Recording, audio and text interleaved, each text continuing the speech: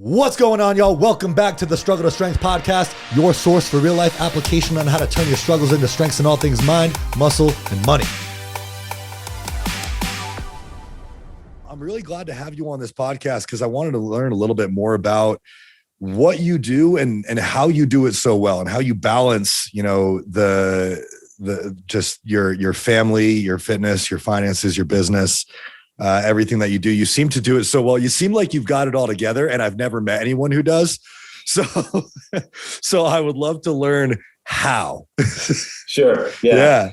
My partner says that all the time, and it actually makes me uncomfortable because in a sense of, I don't like to think of anything special other than the fact that, I kind of figured some stuff out and it served me well and continues to serve me well. So I love, helping people in any way, shape, or form that I can. Yeah, of course, man. What we've learned, since we started this podcast, life is just strategies. So if you have some strategies that work really well for you that we could apply to our own lives, I think it would be beneficial for everyone to learn. But before we get into it, why don't you give the listeners just a little introduction on who you are, what your background is, and how you got to where you are today? Well, it's interesting, our path and, more so over time, but, and it takes twists and turns that you don't anticipate. I actually I graduated high school and I was a musician, had a chance to audition at Juilliard, but we had a family full of musicians, and I saw how devastating that was to the family. We talk about creating balance in your life. And I realized that if I wanted to have what I didn't have growing up, which was a stable family, I probably needed to find a different career. So being an athlete, I wanted to be an orthopedic surgeon. And I was playing ball, playing football, and I got hurt, got my neck hurt, and had a concussion. I just wasn't getting any better. And then my mother had suggested I go see a chiropractor. I'd never heard of chiropractic before. And I went to this guy, and it was the coolest environment. First, a doctor I'd ever been to, where it was like fun to go. Like I wasn't sitting in the reception area stressed out. Like, what's he going to do? Is he stick needles in me and stuff like that? And I had a great experience, got better, got on the field. And that was kind of it. I didn't really think much about it until one day I was in college, and I came out of a biochem lab one night, and I passed this lecture hall, and the doc that I had seen was in there, and he was doing I didn't know at the time, but he was doing a lecture, a chiropractic lecture. So I figured, let me go in and say hi, and I sat down, and we call it the story. He told the chiropractic story, where health comes from, right? What turns it on, what turns it off, and what's the benefit of keeping it turned on for the rest of your life. And it changed my life. That moment changed my life because I decided, you know what? I want to do this orthopedic surgeon. I want to do what he does because I love that philosophy. It resonates with me. And then I shifted, and as you can imagine, there was a few hems and haws from the family, like, why are you doing that? And that took me on my path. Went down to Life University in Atlanta, and then about 6 months in, I met my wife, and she's from here in Eau Claire, Wisconsin. Dad was one of the most world-renowned chiropractors. Came back, mentored with him, and it just took off, life experiences, lessons, a lot of downtimes, but embraced and grateful for each one of those because they've made me stronger as a person. And, I've got 3 amazing kids, all very, very successful, 32, 30, and 28. And I'm a real estate developer. I have fitness studios, consulting business, podcasts, chiropractic offices. So, I'm a dabbler, because I love entrepreneurship, but more importantly, I love helping people. I think that's like the foundation for success, especially especially service-based industry or what you're doing. The foundation is helping people. So I can see how you would have all these different arenas where you're like, oh, I could help people this way, I could help people that way. And that's really exciting. And obviously, like you've built a phenomenal family and a phenomenal life. We talked earlier about this idea, this concept that, it's other people may think, and it may seem like you have it all together. And it's kind of rare to find people who have that, but what we really have are strategies that we've learned. So I guess my question is, have you always had sort of a, just ability to see what needs to be done? Are these strategies that you've learned along the way? Were you always like this, or did it take that moment for you to learn how to become like this? No, man, I was a total screw up. I'm serious. You know what I mean? Like when I got into college, I was all about, partying and, doing that scene. And then, when we moved down to Atlanta, Atlanta was just a hot city, so much going on. And I wasn't really focused on my education. I was making some poor life choices. I've been really fortunate to have people come into my life at the right time. And I think one of my strengths is my humility to acknowledge that and shut up and listen, right? And so, a couple different times, when I first met my wife, she was working at this gym, and I'd never worked out before. I played ball, right? Workout was like, you go to the gym, Arnold, and you go pump weights. That's not what I wanted to do. I just wanted to play ball. And so she was working out. I said, well, this is a really cute girl, so maybe I'll go start working out. And funny enough, right? Like Monday is my 35th fitiversary. I call it fitiversary, but I've been working out 46 days a week, every single week. I've never missed except for a knee injury that I had surgery on and a hip surgery that I had. But every single week, I've never missed for 35 years. So that started that path, the health path, and it really aligned, moving into the health field, chiropractic. Some people look at chiropractic as a treatment for specific musculoskeletal conditions, and it's really good at that. But really, that really undermines what the true value is. Chiropractic really helps people live their optimum health by optimizing function of their entire body. And so I wanted to make sure I was in alignment, and so the fitness work with that. And then I really started to learn about nutrition, and I took additional postgraduate course, and then I began to incorporate that into my life. So it was like a natural evolution from the physical side. And then from the personal side, as I kind of alluded to in the opening, I didn't grow up, with a silver spoon in my mouth. In fact, when my mother got pregnant with me and my old man took off, I didn't know him. I didn't meet him until I was 5. So I had these abandonment issues, which turned into anger. And I didn't really recognize what was feeding my anger, but everyone around me, especially when I was in my teens and early 20s, were like, man, you gotta get a hold of it. Because like I would do some crazy stuff. And, as a guy, right, we suppress that. And I'm good. I don't need any help, blah, blah, blah. Until the point where my wife called me out one day and she said, look, man, she goes, I love you more than anything in the world, but if you don't get a hold of this, we're done. And my highest value, even as a young guy, was family, because I didn't have it growing up, right? It was the most important thing to me in the world. And to think that I could lose it because, I couldn't control my emotions. So it started me on this journey of self-evolution. And again, right guy, right time, came into my life and mentored me. And, really a deep dive for quite a few years. And, I know you got some other questions, but really kind of, you can tell the impact of the story is when I think I was 30, it was right around this time, and I was going through some serious depression.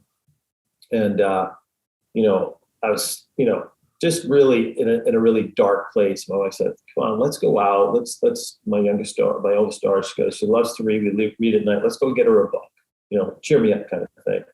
So you walked into a Borders bookstore, and I'm telling you, and this is God's honest truth, I still to this day, other than the fact it was the hand of God, as soon as we walked in, forget about the book for my daughter, I was called to go to this section of the bookstore I'd never been before, go to a specific aisle I'd never seen before, to the bottom shelf. And on the bottom of that shelf was a cassette tape. It was 1990, right? So this is the Walkman days of Deepak Chopra, right? On the power of meditation. And I just, something told me I needed to buy this. And again, it was the hand of God. So I went and purchased it, went home, opened it up, put it in, and I started listening to it. And meditation was the foundational piece that began the emotional transformation from this anger, based individual that created this shift in my life from my mindset. So now I'm on this mindset path. So I've got the physical stuff, I've got the emotional stuff, And then other experiences took over, which, as far as becoming a business person and entrepreneur, because I failed miserably there too. So every one of these areas are a result of a failure, right? I've been able, so to answer your question, really long response. The answer is no, I was a failure in each one of these areas. And there was a seminal moment in my life, each one of these, where a transformation occurred and kind of has led me to this point. Mm-hmm. And that's powerful stuff, man. I mean, especially as a fitness individual myself, I've been training for not quite as long as you, but consistently for over a decade now. And more recently, I've also encountered the same thing where I need to start working on my mindset. So for the past year or two, been doing a lot of deep mindset work. What was it like for you going through that mental, emotional transformation? And more often than not, I feel like once we embark on that journey, we find out there's a lot more to it. Can be overwhelming. What was it like for you going through that? It was tough, man. I was broken, and I got more broke. Yeah, going through. You know what? Because I had the realization of all these past experiences that I never confronted. Yep. Because I feared what was going to happen as a result of confronting these things. So I guess the lesson there for everyone is it's not easy, but the other side is way, way better. And the interesting thing is that as soon as I started to do this meditation, really within a couple of months, everyone around me would say, like, man, you just seem different. Like, what are you doing? Right? And it's because the power of meditation is quieting the mind. And so you can begin to listen to the voice within you and understand how you are wired and what makes you think the way you do. And there's way more to it, right? But I was able to process all the stuff. And here's the key, right? I was able to forgive. I was able to forgive those who hurt me and myself. I was able to forgive myself, which was the most important thing. And once I went through that forgiveness aspect, man, everything changed. That's a challenging thing to face, is wanting to embark on a journey like that and realizing that you have a lot more work to do. And then those experiences from your past, they come up and you feel bad. If we don't, I'm sorry, go ahead. No, go ahead. If we don't face them, the longer we suppress them, the more power they have over us. That's the point here. So if you really want to live your best life, it's an absolute requirement that we do that. And we all have it to some degree. Even those who had the best upbringing and great experiences, there are still stuff and process you have to work through. Mm-hmm. 80% of the subconscious mind is formed by the age of 12, which means all your dominant beliefs, or most of your dominant beliefs, are formed from past childhood experiences, right? Parents, teachers, preachers, a culture, environment. And so the reason we act and think the way we do is from this past program. And the thing is, we never stop to check, are these my beliefs or the beliefs that have been handed down to me that I can continue to perpetuate moving into the future? Mm-hmm. So it's this self-awareness and self-introspection. So to go, this belief no longer serves me. It's not who I am. Right? So because the longer you hang on to this limited belief, the longer you continue to serve that limiting belief, the more you get stuck in the same place and continue to have the same experiences over and over. And the only way to transform that is to replace that belief with something new and different. And that's how I wrote my book, Change Your Mind, Change Your Destiny, 8 Habits of Success, because it's these tools that allows you to shift and change your mindset. It's like fitness training, right?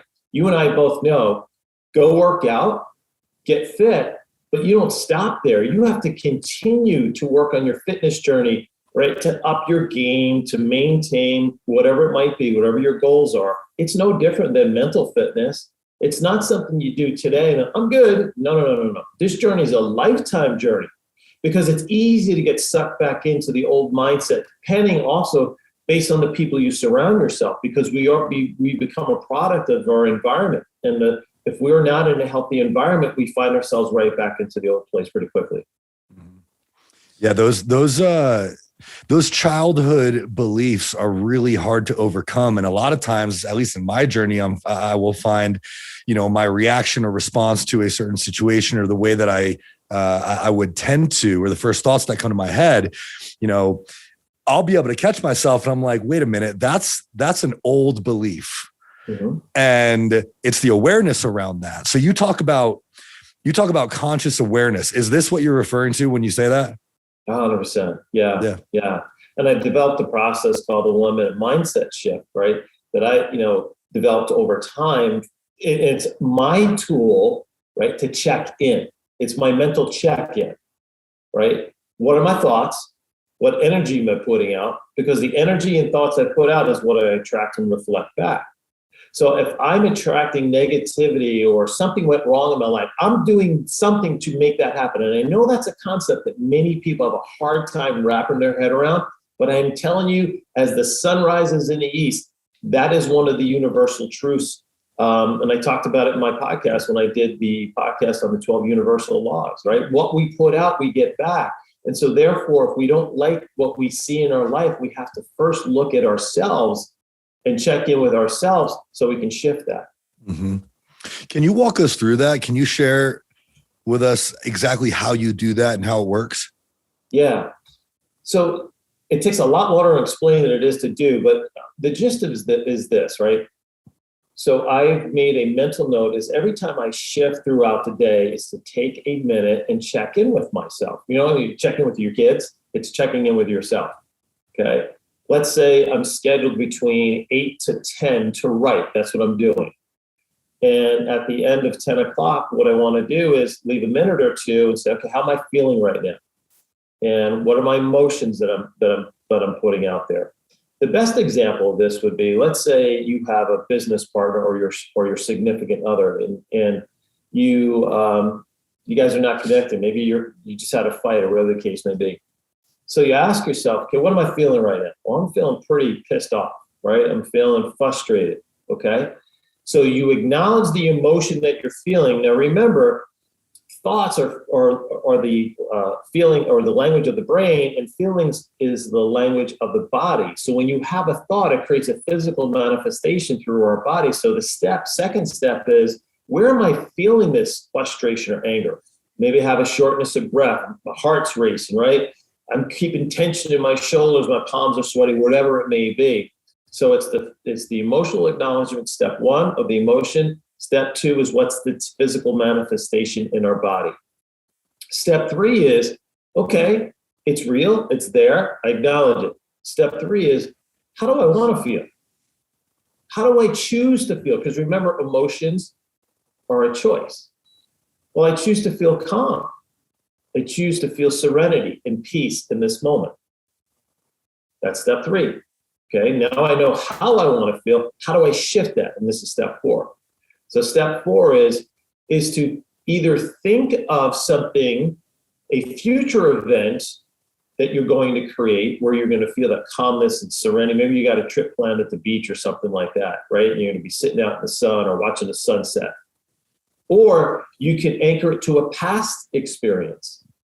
So that past experience could be, maybe I was meditating one time and I just felt this inner peace and serenity and calmness. So I go back to that and I put myself emotionally and physically in that moment. And then literally you'll have a shift, a physical shift in your body, which will then align with your mind. So it's a heart-mind shift. You've now made the 1 minute mindset shift.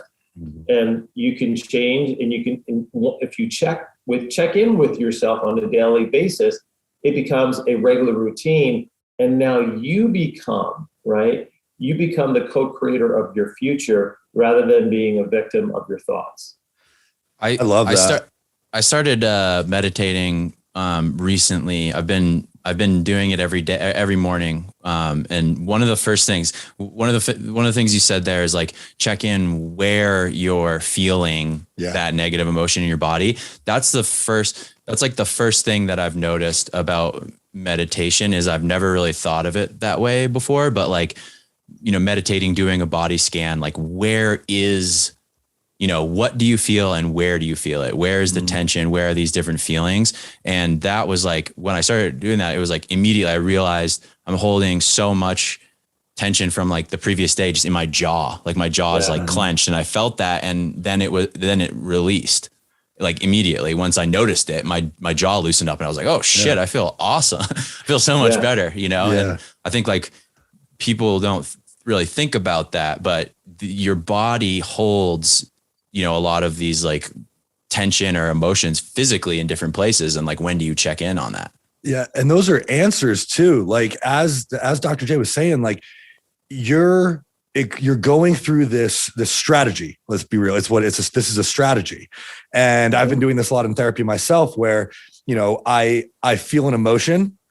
I understand where that emotion lives inside my body. I know my anxiety lives at the top of my gut, right below my sternum. If I feel that, that's my anxiety. So it makes me a lot better at identifying what I'm feeling. So like you said, learning to understand your feelings, sometimes they can be confusing.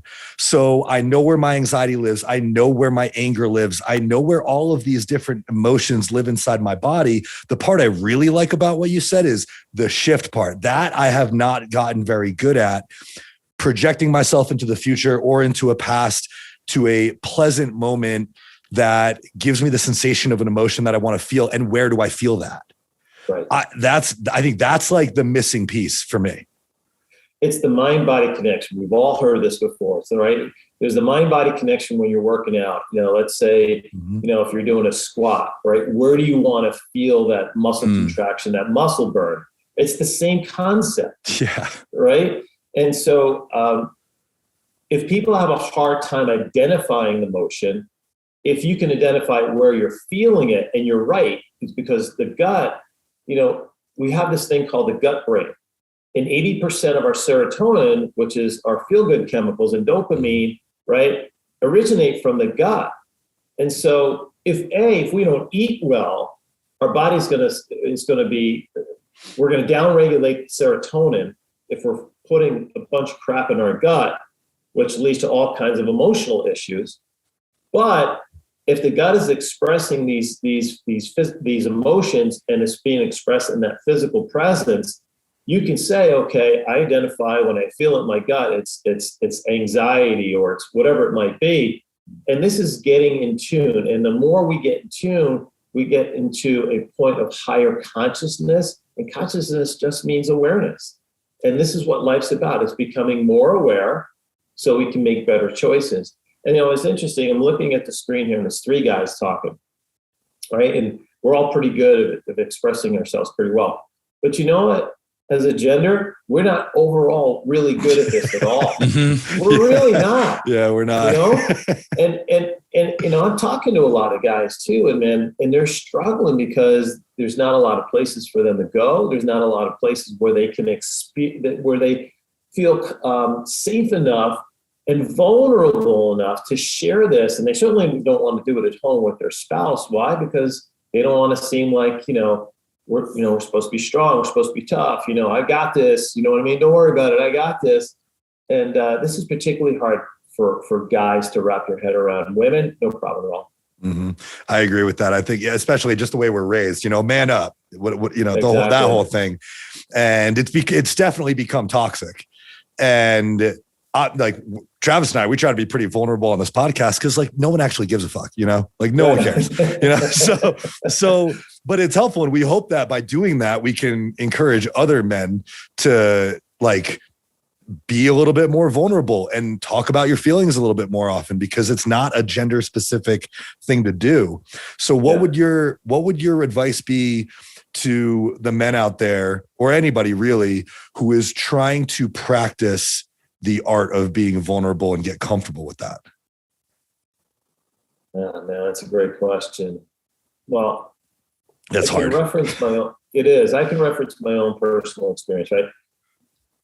When the pain of sameness, right, is in the pain of change. If the pain of sameness is stronger than the pain of change, then embrace the willingness to begin to acknowledge that you don't have it figured all out. And that's the point, right? Is that it's okay to say I need some help, or I need to talk to somebody, or, I've got some issues I need to deal with. I had a young lady reach out to me earlier this week. She's having some challenges with a teenage daughter, and she wanted to know if, maybe some coaching would be good for her. And so I got into her whole experience. You know what it came out to be? It really came down to be the dad, the father, and how toxic he is in the home. And the child is disassociating to insulate herself from the pain that she's dealing with. And so therefore she's, making some choices that she's really screaming for attention because her father doesn't give it to her.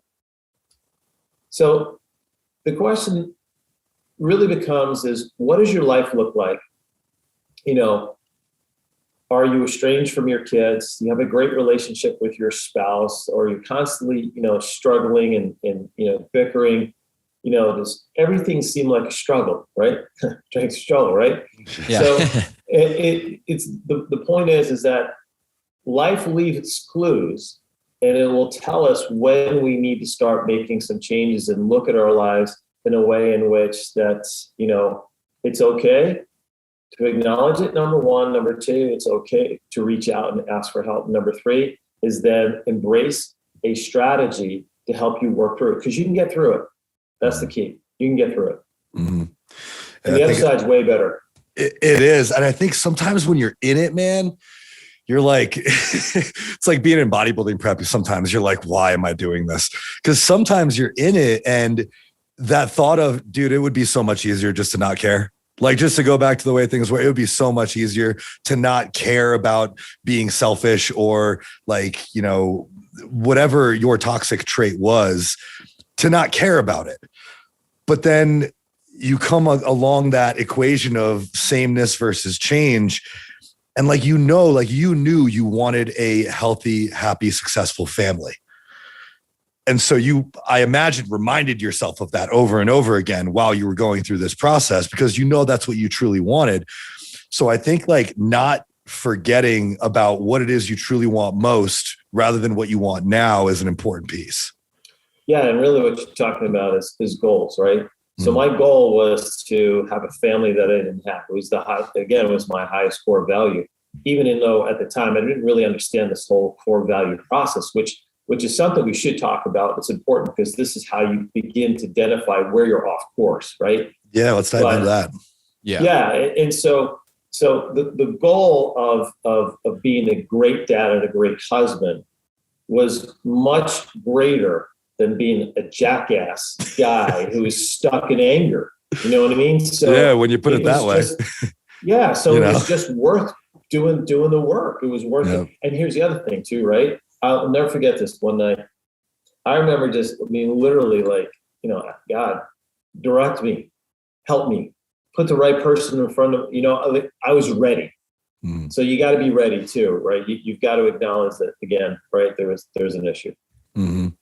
Yeah, I think that's an important part. But again, everyone's going to come to that point where they're like, where they're sick of it. You get sick of your own shit. Yeah. Or other people get so sick of your shit that you get outcast, and then you're like, all right, there's a problem. Like your wife said, hey, if you don't take care of this, like, we're done. Yeah. That's a life altering moment. There are a lot of people who don't think that they've never thought about it, and they don't think that they need help. Dude, and I think like what you just said is a great example. Like, if you're one of those people who kind of finds yourself in a new friend group every 6 months, like we're probably talking to you if you don't think that you have a problem. Yeah. Well, the other thing too, right, is are you self-medicating? Because all you're doing is insulating yourself from the pain. Are you drinking too much? You're doing drugs, porn addiction is self-medicating, whatever it is that gives you that dopamine rush. So again, right, behaviors leave clues about where you're off track. And here's the important thing, right? This is not a judgment. You're not bad. I'm not bad.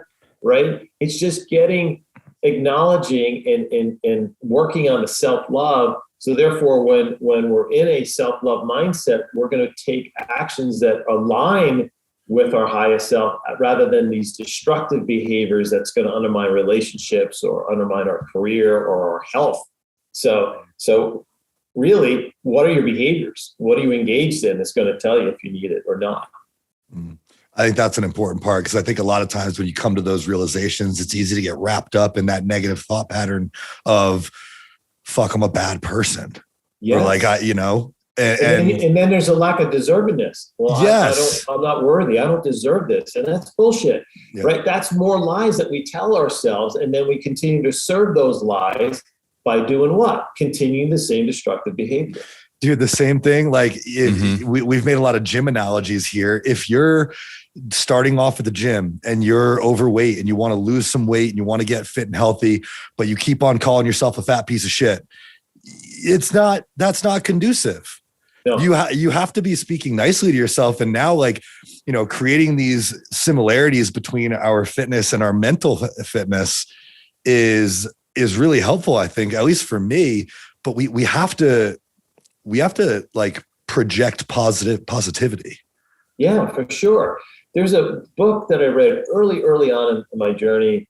The author's name is Dr. Maxwell Maltz. It's called Psycho-Cybernetics. And he was a plastic surgeon in LA, and he tells a story about this. In the story, he's like, the most beautiful woman in the world walks into his plastic surgery office. He said, like, she was a 12 out of 10. And she came in and she wanted some work done on her nose. I was like, your nose is perfect. What do you need any work done? It's like, no, I just want to do this. I want to do that. So, all right, whatever. So he does it, right?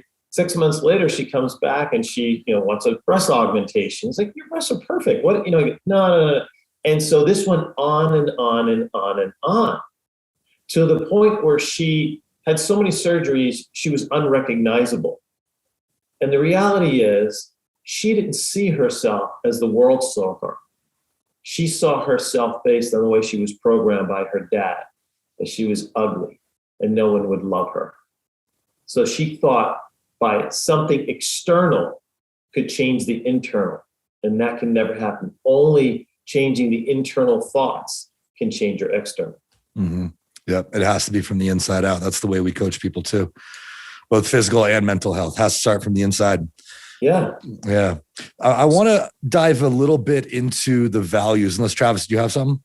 Yeah, no, I was going to say that too. I think you had mentioned you have kind of like some foundational values of, how do people get started? What are, if you don't have goals, like how do you, because a lot of people don't know what they don't know when it comes to this realm. So like, how do people get started and make progress on this? When I start to work with people, the first thing I ask them is, what's your outcome? What do you want to accomplish, right? And usually it is, hey, I want to get healthier. I want to improve my relationship with my kids, or whatever it is, right? So cool, right? And then I really try to figure out, okay, what's your purpose here, right? Not here, but what's your purpose? Like, why are you put on this earth? Why do you get up each day? And why do you grind? Why do you do what you do? It can't be just to punch the time clock of life and just do it again day in and day out. There's got to be something more to that. And so what I find is often is people maybe have had this introspection, but have never really come to the answer. In fact, most professionals that I work with can't define what their purpose is. And so if you don't know your purpose as a human being, and your purpose is really is your why, right? Simon Sinek talks about it all the time, right? Your why is your reason for being. And if you can't identify that, then life becomes a bigger challenge, because you're directionless and you become easily influenced by the next bright, shiny object. And this is how we get off course. So part of that process, helping them identify what their core values are. Now, core values are these foundational pieces that we all have. So there are three essential core values that we all are born with, right? That's the need to be safe, right? Need to be a part of a tribe, and the need to be loved. That all of us have those three core values. Now, beyond that, it could be your faith, it could be your fitness, it could be entrepreneurship, it could be compassion, it could be travel. It could be anything, whatever it is. So these are the things that you're going to spend most of your time and effort on. And when you do, you're living according to your highest core values. So I help people identify their top 10 core values, and we prioritize it from 1 to 10. Not that 10 is important, it's just not as important as 1. Then the next step we ask is, okay, how congruently are you living in that core value on a scale of 0 to 10? So 10 being is, let's say it's failing. All right, well, I have an amazing relationship with my family, with my significant other. We spend a lot of time together. We talk, we whatever. So maybe you're a 9, whatever it might be, right? So it's really good. Maybe one of your core values is fitness, but you rarely get to the gym and you haven't been eating well, and your nutrition's really poor. So maybe you're a 2. So once we identify where they're at in each area, then we figure out, okay, what needs to happen to elevate that core value, let's say from a 2 to a 6. If we do that over the next 12 months, that's a huge win. So forget from thinking a 10. No one's perfect in anything, right? Myself, no one's perfect in anything. So when you do this assessment, I say if you give yourself a 10, you're lying to yourself, because there's always room for improvement. Always. I don't care who you are. Agreed. So once we identify and score them, and then we figure out strategies in each one of these core values to elevate yourself in that core value. And as long as you're taking action on your core values, you're living congruently. And I've often said the greatest source of stress in one's life is living incongruent with your core values, even if you haven't done them, because you know what they are, right? Without verbalizing. I'll give you an example. So I was talking to this guy, and he was talking, about his life has been an absolute disaster, and everything around him is crumbling. And so we went to this core value exercise, and number 1 was his family. And I come to find out he's having an affair, right? So he's living incongruent with his core value. It was eating him up emotionally and physically. He was lying to his wife. He wasn't spending time with his kids. It was affecting his business. It's like, dude, you got 2 choices here, right? You either got to stop this, and if you can't forgive yourself, you need to come clean.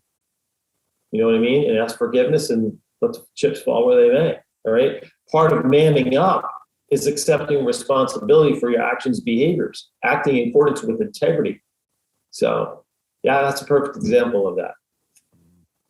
That's tough. And that's a tough exercise too. I think a lot of people haven't gone through that. We do it for our businesses, right, but not enough do we do it for ourselves. And when you're going through this process, the first thing that comes to my mind is, I have a lot of things that I love to do.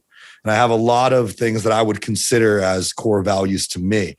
Now, how do you go about balancing those things though? Like if one's a 9, if family's a 9 and your fitness is a 2, you want to bring your fitness up to a 6, where do you pull from?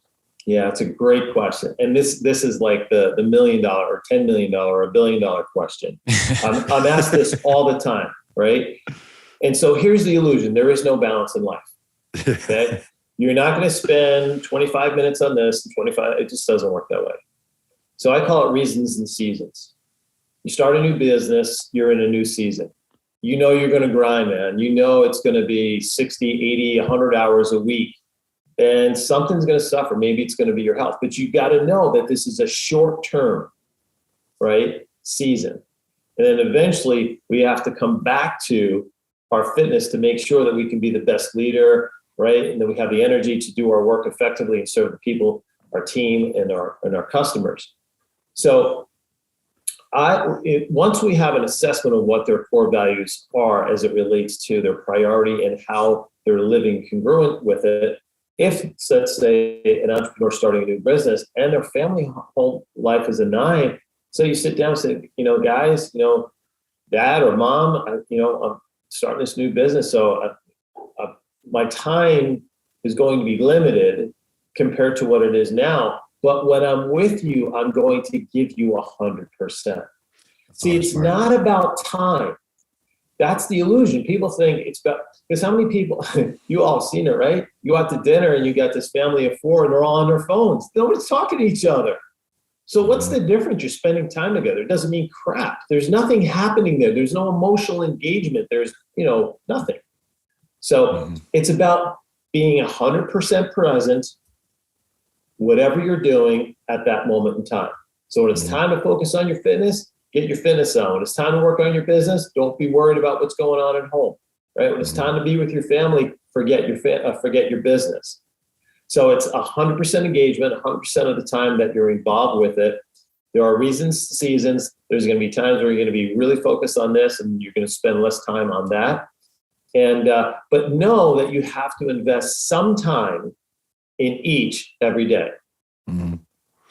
I think the hard part is, well, like you said, there is no balance. And I imagine everything kind of like a stovetop, like maybe you're boiling one pot, the others you're still simmering. Yes. But the most important part of what you just said was being 100% present. Like I know if I'm so easily distracted, if I'm going to be 100% present with people, like I need to throw my phone off a bridge. Yeah, you got to like, be I need to super proactive about it. Yeah, I need to fully get rid of it. Like it is.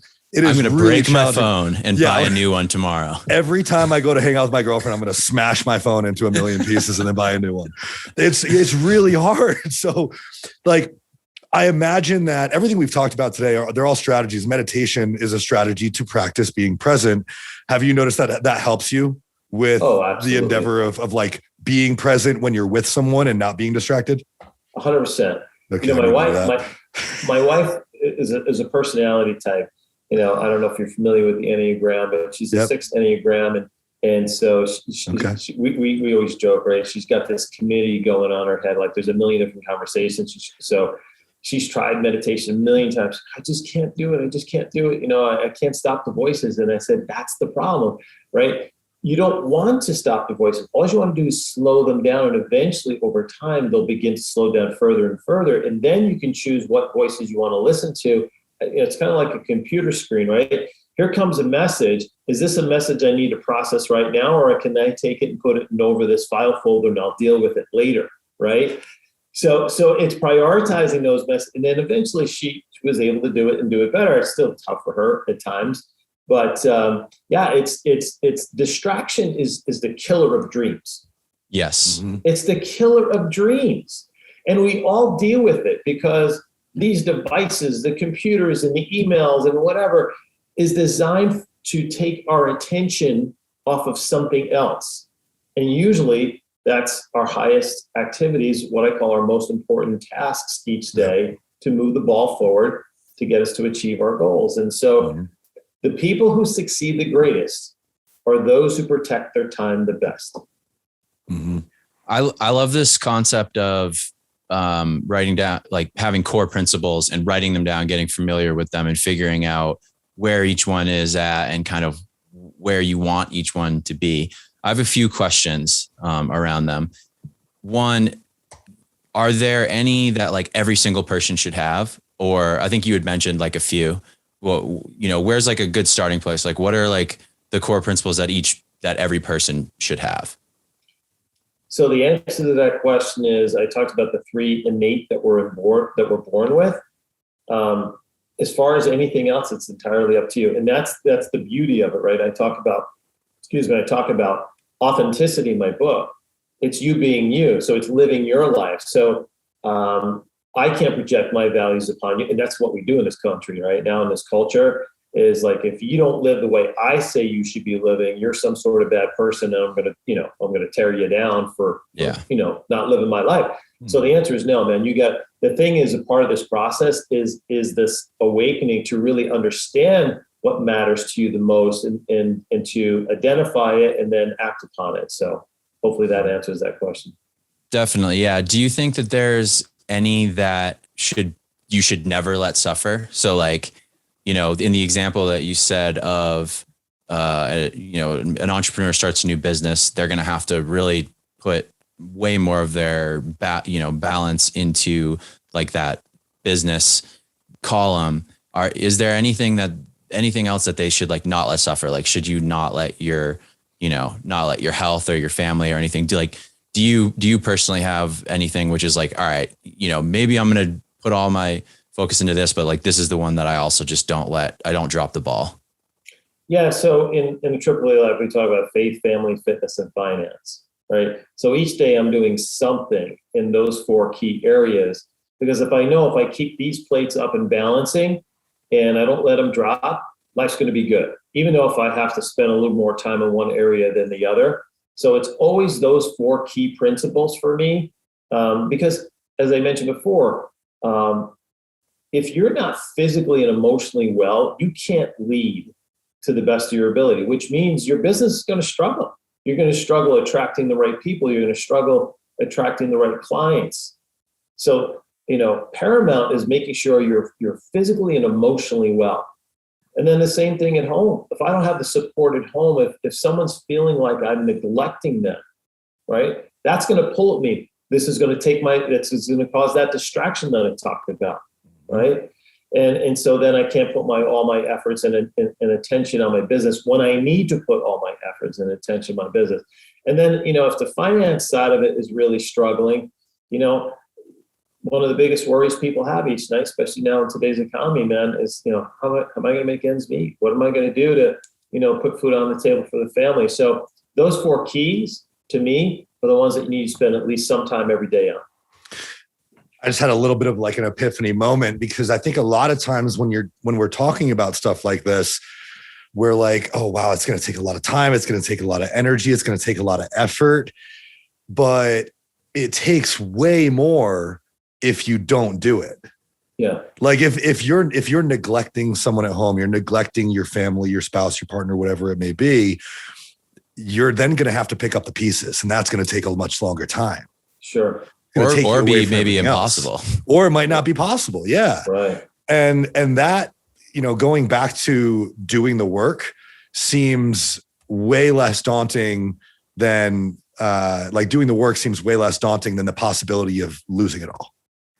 Yeah. And here's the thing, right? I hear a lot of people say, I just don't have the time. That's not true, right? Mm-hmm. We just have prioritize the time appropriately in the areas in which is going to give you the best results. Mm-hmm. Because why is it that, there are 1,440 minutes in a day, and Richard Branson can create 300 companies, and you're struggling to make one successful, right? Yeah. Same amount of time, right? What has he figured out that you haven't? And that's why it's so important to learn from people like that, read those biographies and such like that. So we get caught up in this being busy. You hook up one of your buds. Hey man, how's it going? Great, man, I've been so busy. As soon as I hear that, I know what that means, right? My life's freaking out of control, right? I'm kind of like stuck on this hamster wheel.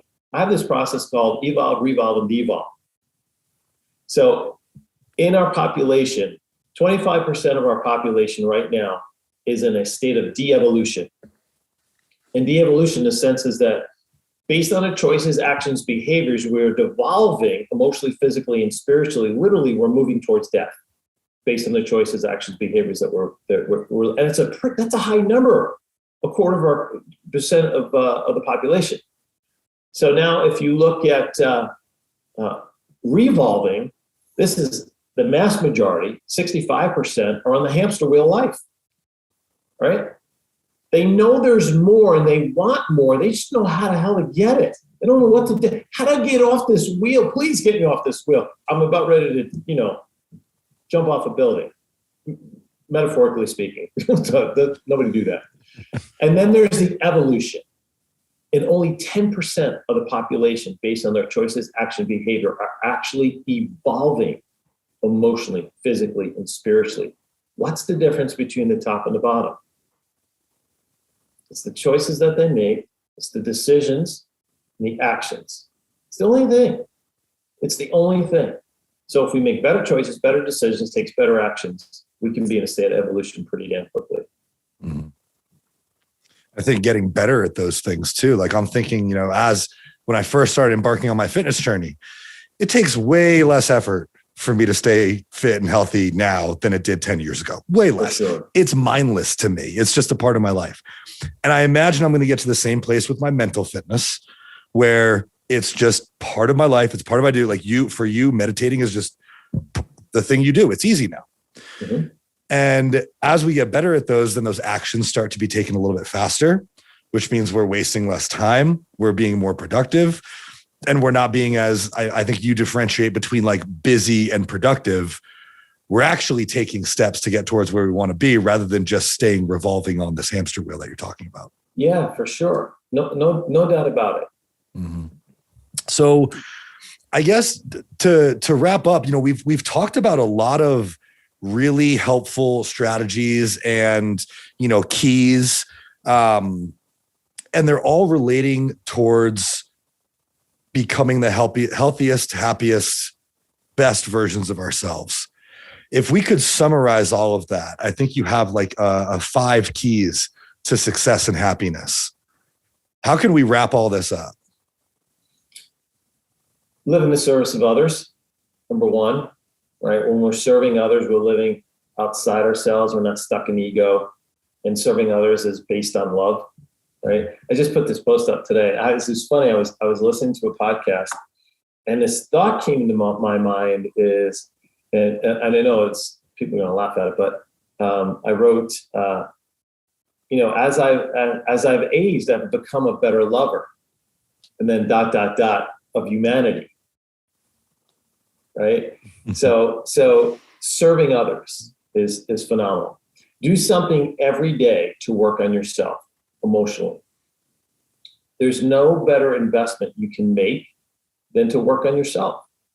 Mm-hmm. The greatest return you could ever get, your ROI on investing in your mental well-being, is far superior than you ever get in the stock market. If I told you how much money I've spent on coaches and programs and blah, blah, blah, blah, right? It would blow your mind. Because actually one day I sat down and just did a kind of rough over the last 30 years, blew my mind, right? But the return has been tremendous in so many ways that it's not even, right? So there's the dollar return that I've gotten from it, but there's also, all these other things as well too. And then do something every single day to work on your fitness. Right. I said there's 3 things we do each day that affects how our genes express health or sickness. And it's based on how we eat, move, and think. So if we can focus on 80% of the time eating in a way that aligns with our genes expressing health, right? Moving, and then the thought process, then we've got it covered. That's number 3. Number 4 is self-love. The biggest problem right now we have in this country is we would never be treating each other if we loved ourselves the way we should be. Because, it's funny, I have it up on my computer here. The first universal law is the law of divine oneness, right? You and I are the same, right? We're connected to the same, we're connected to the same universal energy, right? It flows through all of us. So if I treat you in a manner in which is harmful, I'm literally treating myself the same way and treating Josh, you the same way as well too. So understand that we're all connected. And the way that we continue to evolve humanity is by practicing self-love. And that's doing these things that are in accordance with our highest self. And then the last thing is do something every single day to improve your financial IQ. People have said that, our country is rigged for the rich. Well, I got to tell you, man, I came from really, really way below middle-class means. I always knew I was going to be successful. Didn't know how. I just figured I'd figure it out along the way. And so we've been incredibly successful financially because I took the responsibility to learn and grow and study finances. I never went to a formal school, but you don't have to. And so because of that, we've been very fortunate. And so if you can do something each and every day to improve your financial IQ, you will have the means, and I'll get back to this and kind of wrap up with this. When you do those 5 things, right, you create an environment where unforeseen people, places, and things start to align and come in your direction that you never knew possible, because I believe there is unlimited opportunity all around us if we're awake and if we're aware. And the awareness part, that's the most important part. Yeah, if you're not aware, you don't see it. Yeah, it's also the hardest part. Yeah, exactly. Yeah, we can be blinded by ourselves, and it's very hard to be aware of things, especially the things that we don't want to see or that we don't want to accept. Exactly. So, I think those are very wise words, man. And I appreciate it. I think this has been a phenomenal conversation. I've definitely learned a lot. I think at one point, especially Travis and I are just kind of like, we want to learn for ourselves and the listeners can learn too. So I really appreciate you dropping some knowledge for us and just explaining some of these things, connected some dots for me that it came at a really valuable time when I've been working on a lot of this stuff myself. So I really appreciate it, man. I think what you're doing is it's powerful. It's real.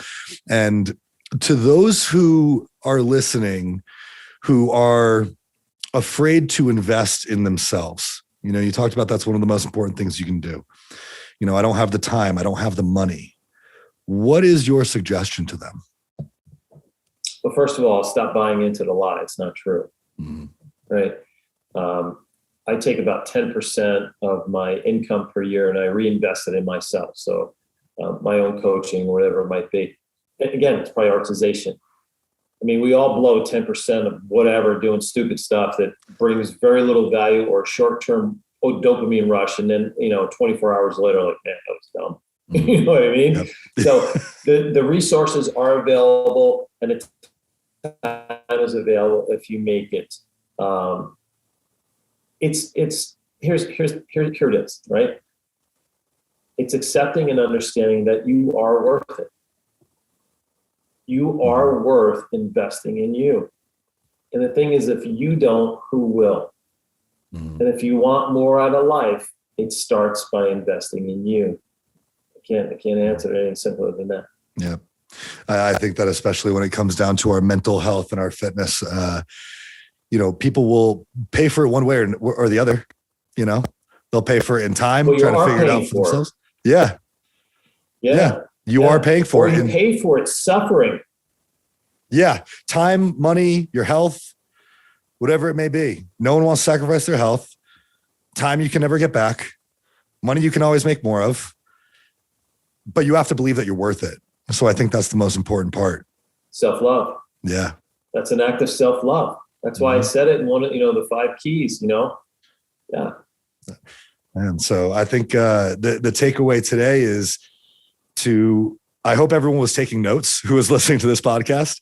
And so start acting with self-love, start becoming or living with the intention of becoming more aware, and don't be afraid to invest in yourself. I think, if we can do that as a community, as a population, we can make massive change in the world, but it all starts within ourselves. Yeah. Yeah. I mean, you're talking about, that's my purpose, right? So I've known it for 25 years and everything that I do, it then reflects, does it align with my purpose or not? Yeah. Well, man, I hope that this episode was able to impact people in some way to start thinking about themselves, start thinking about their values, their family, and what they want out of life, and acting with self-love. So Dr. J, I really appreciate you coming on, man, and sharing your value. Before we let you go, any last words that you want to leave our listeners? And also, I know they're going to want to follow you and learn more about you. So let us know where we can find you. Yeah, so I have a podcast as well, too. It's called Power, Passion, Prosperity with Dr. J, and it's all one word, Power, Passion, Prosperity. We call it our triple P of life. It's about empowering your dreams, igniting passion, and accelerating prosperity in the key areas of life, basically stuff that we're talking about today. So you can find that on any of your favorite podcast apps. You could also check us out at PowerPassionProsperity.com. And we've got a whole courses and programs that we do and coaching and stuff we do. We've got a big event coming in November. We're doing a live event called the GPS to Success Summit, where we help you build out your future over the next 12 months, help you work through the limiting beliefs, things that are holding you back from achieving what you want, and give you the tools how to make that happen. Or on social media at Dr. J LaGuardia, pretty simple. And then the last is that, if anybody has any questions, you can email me, and that's at drj@tripleplife.com. I appreciate it, man. And I hope that everybody listening took value from this. As someone who's going through this journey myself and getting the chance to speak to someone who's far beyond where I am, but where I know I will be, this was incredibly valuable for me. So I will hope it was for the listeners. So Jay, thank you very much again for coming on and sharing your expertise with us. And thank you to everybody who's listened to another episode of the Struggle to Strength podcast. We will see y'all next week.